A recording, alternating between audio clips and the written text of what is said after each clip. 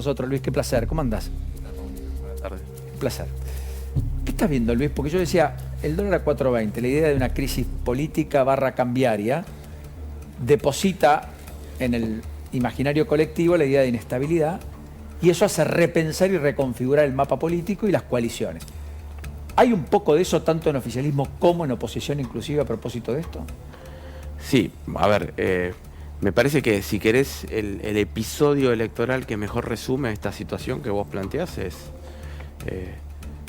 el aumento creciente de la consideración de que Milei es una alternativa viable para muchos votantes y que justamente lo que le pasa a él es que se diferencia, se distingue de lo que está corriendo las dos fuerzas, ¿no?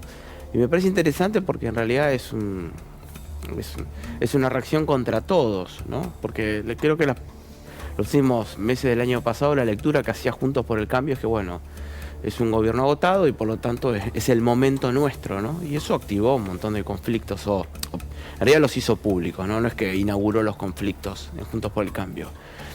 Y lo que ocurre en estos meses es que para mucha gente Juntos por el Cambio con los conflictos internos se parece demasiado a sus rivales, ¿no? Así que entre unos y los otros van generando un clima de conflicto y si querés el dólar blue a este valor es uno de los emergentes digamos, de una situación que no termina de tener ni control, ¿no? Porque es decir, las dos fuerzas principales ninguna muestran demasiado digamos, control interno. Inclusive la promesa de Juntos por el Cambio es, bueno, vamos a una batalla final y el que gana, gana, ¿no? Digamos, no es una expresión política que esté llevando adelante procesos de acuerdo, sino todo lo contrario, es un proceso de batalla abierta, ¿no? Y bueno, el Frente de Todos nos ofrece lo mismo, ofrece mucha dispersión y mucha incomprensión. Sí, y da la impresión en todo este camino que estamos analizando, la falta de gestión, que eso aturde al ciudadano común, porque no solo el Estado no le da solución, sino que además muchas veces lo entorpece. Registro de la propiedad inmueble de la provincia de Buenos Aires hace 45 días que no funciona, sí, no despacha nada, no hay operación inmobiliaria que pueda ser desarrollada en el ámbito de la provincia de Buenos Aires. Por ejemplo, se vencen incluso los pedidos de informes, tienen que reconsiderar, en el medio el dólar que salta, o sea, entendamos que hay una situación a donde a muchos les está generando además un perjuicio, no es que no tiene una solución, sino que además se siente perjudicado. Sí, eso que vos señalás, o sea, la quietud, me parece que es un tema bastante relevante, porque tiene un correlato sociológico, ¿no? Es decir,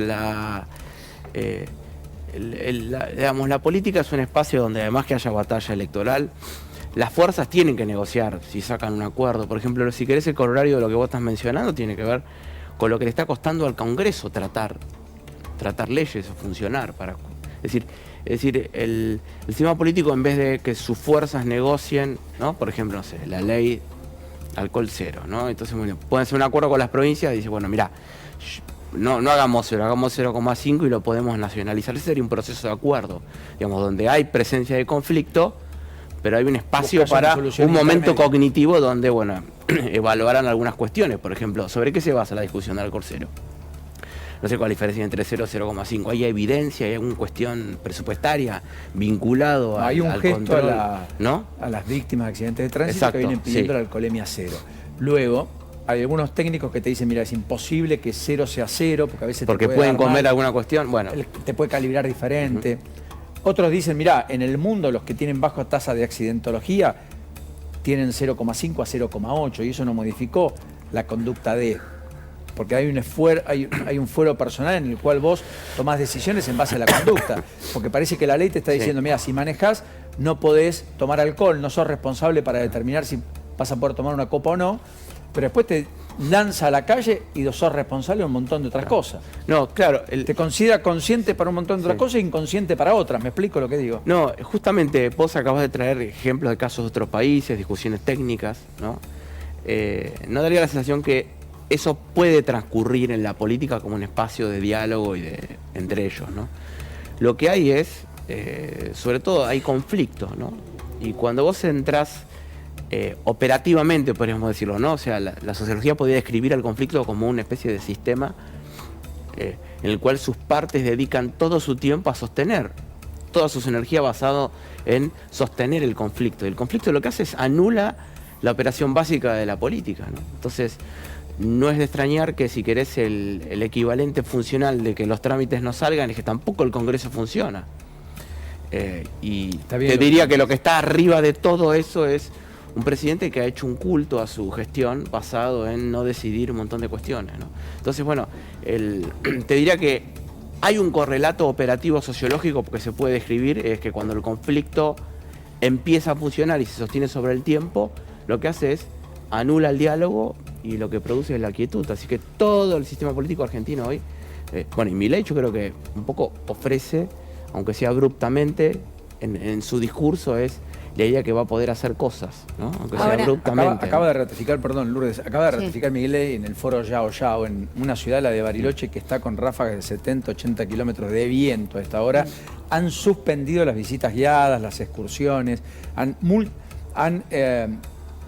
dado muchas recomendaciones a la población a propósito de este fenómeno climático, insisto, en Bariloche, donde en el Yao Yao, el foro Yao Yao, que es el círculo rojo, la más encumbrado del empresariado argentino, escuchó a Patricia Bullrich ayer, acaba de escuchar a Milei, que ha vuelto a decir que su idea, si es presidente, es dolarizar la economía, y va a escuchar a Horacio Rodríguez Larreta.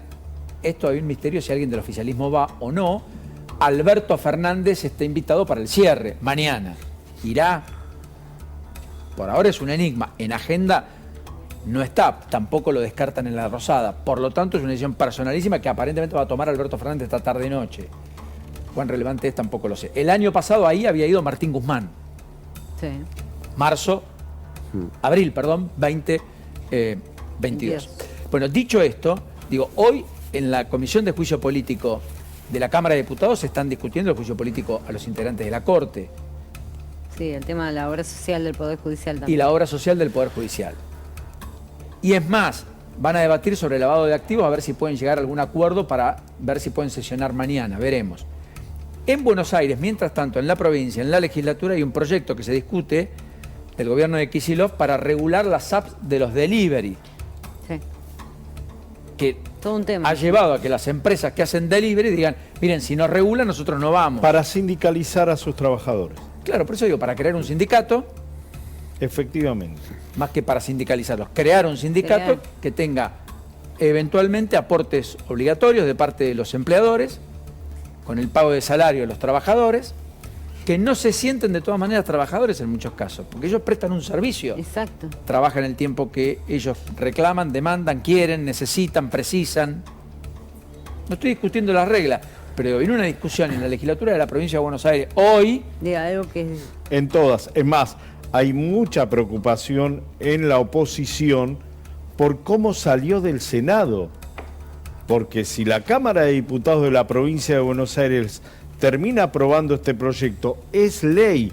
Y en el Senado la mayoría la tenía Juntos por el Cambio, la tiene Juntos por el Cambio. Esto es lo que se preguntan todos. ¿Qué pasó el año pasado? La oposición votó dentro de esos paquetes que se arman para ver los acuerdos. Bueno, yo te permito sacar esto, total, después vemos lo que pasa. O sea, lo que el cancelar está marcando es un dato adicional, Luis. El sistema está tan resquebrajado y finalmente se está repensando de modo tal que hasta pasan estas cosas que no deberían pasar y muchos se preguntan ¿y cómo sucedieron? Digamos, la propia política no sabe procesarlo, ¿está bien? Bueno, perdón. Acá tenemos al hombre que más sabe sobre el conurbano. No me voy a hacer yo no me voy a hacer el cancelar en este momento. Pero quiero recordar que el bloque opositor votó dividido la continuidad, la posibilidad de que tengan una elección, un tercer mandato. O sea que creo que las características de Juntos por el Cambio en ese espacio del territorio nacional ha tenido muchas batallas por la unidad y por las divisiones, ¿no? Y hoy todavía es un enorme enigma. O sea, digo que si no pudieron ponerse de acuerdo por el tema de la tercera opción, me imagino que ese tema hay que ver, digamos, Banco Provincia. ¿Cómo ocurrió? Digamos, bueno, claro, ¿ves? O sea, me parece que... o sea, es decir, donde toquemos la política argentina tiene problemas de fragmentación y de conflicto, ¿no? O sea, el conflicto no solo es entre las dos fuerzas, es lo que yo decía antes, es hacia el interior de las fuerzas centrales. ¿Vos crees que las coaliciones pueden dinamitarse, pueden romperse? Están casi rotas, ¿no? Me parece. Está bien, pero en lo formal mantienen la apariencia... y el conjunto que cobija Juntos por el Cambio de partido se mantiene dentro de ese sello partidario, y el conjunto que cobija el Frente de Todos dentro de esa estructura, por ahora siguen validando ese sello electoral. La pregunta es, ¿eso puede cambiar en los próximos 45 días? Mira, todo proceso social se ve presente tras presente, digamos. Hay que ver, digamos. Lo que sí está claro es que hoy hay un nivel de conflicto en Juntos por el Cambio que tiene un volumen muchísimo más del que, por ejemplo, se podría haber imaginado hace un mes y medio, ¿no? Y yo te diría que ya a esta altura, si van con el mismo sello o no, casi es una anécdota, porque el nivel de conflictividad expuesto es tan grande que ya se parecen mucho, hay momentos que se parecen mucho al kirchnerismo pegándole a Alberto, ¿no? Digamos, los duros de Juntos por el Cambio pegándole a Larreta, ¿no? Y Larreta recibiendo los golpes y diciendo, bueno, gracias, yo no voy a romper. Parece Alberto hace un año y medio, ¿no? O sea, que yo creo que, por eso creo que la información que reciben en general los votantes o exvotantes de los dos espacios es muy conflictiva, ¿no? Sí, A pesar de que yo, insisto, Milei recibe mucho más beneficios del peronismo que de Juntos por el Cambio. Perdón, repetí eso. Sí. Tu tesis como sociólogo, por el análisis de datos que haces, las encuestas que tenés, es que efectivamente Milei hoy le está robando más al peronismo que a Juntos por el Cambio. No hay un voto ideológico en Milei, sino hay un voto emocional muy fuerte que termina corriéndose del peronismo y eligiéndolo él. Claro, en realidad hay que tener cuidado en hacer una descripción ideológica de Milei como un sinónimo de el comportamiento masivo del voto hacia él, ¿no? Lo escuchan hablar como alguien que tiene ideas de derecha, eso podría ser descripto en el voto de él, sí, ¿no? Tal cual. Pero si analizamos, él tuvo ya un episodio electoral, porque pasa que no es menor esto. No es que lo que yo puedo decir que lo que ocurre ahora.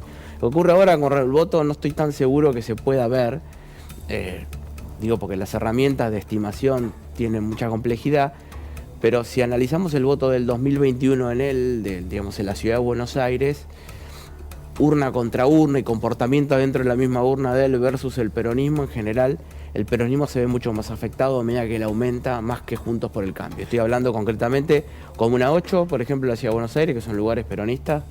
Esto es Lugano, Soldati y algunos lugares de la Villa Ahí 31. Milei penetró como nadie. Milei estuvo arriba de su promedio en los lugares de sectores populares, inclusive en lugares donde Cambiemos es muy fuerte, por ejemplo la zona de Belgrano y Palermo.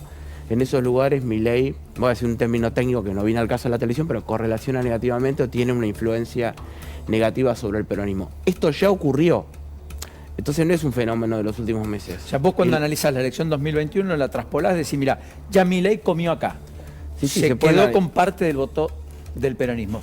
Y es decir, si uno acomoda imaginariamente, bueno, imaginariamente no, en una base de datos, ¿no? Pero uno acomoda desde la primera urna a la última de la ciudad de Buenos Aires y uno analiza el comportamiento y uno dirá, bueno, de donde menos votos saca Milei y va subiendo en el voto, urna contra urna, las ordena de menos a más, empieza a encontrar como cuando él sube, los votos del peronismo tienden a bajar en algunos lugares, no en todos, ¿no? Entonces ahí hay un secreto, ¿no? Y Cambiemos en general es menos elástico en las últimas 3 o 4. ¿Tendés a pensar que va a ser una elección histórica en sentido negativo el oficialismo? ¿O sos más prudente si guardas el peronismo? Bueno, tengo que ser prudente, ¿no? Pero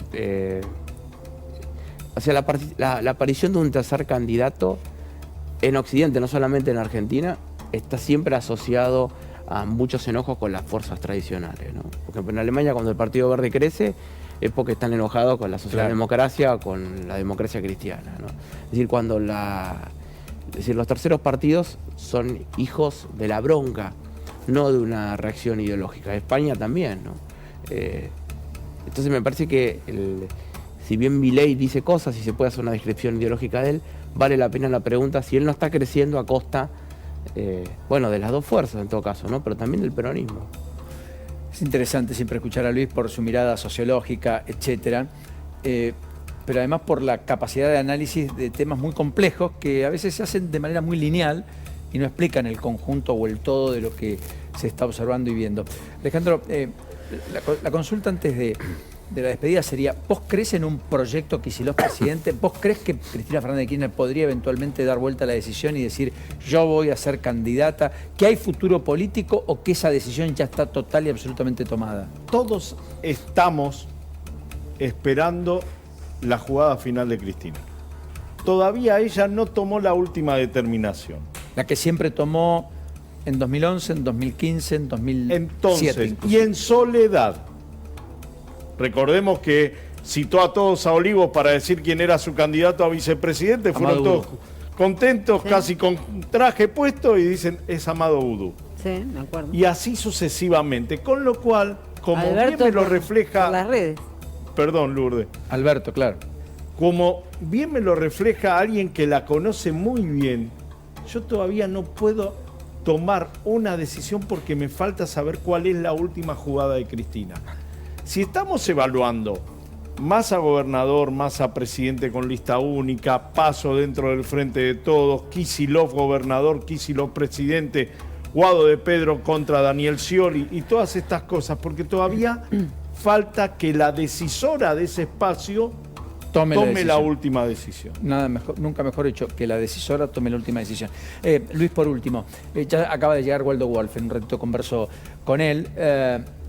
Vos en la oposición estás viendo que esta dicotomía planteada muchas veces de manera muy explícita entre halcones y palomas, así se lo denomina, pero entre los duros y en todo caso los más conciliadores, podría en algún punto de complementario convertirse en opuestos y por lo tanto que si hay una PASO, quien pierda no necesariamente el votante, independientemente del dirigente, acompaña a ese que es ungido? Sí, eso no creo tanto, ¿no? Eso no estoy tan seguro.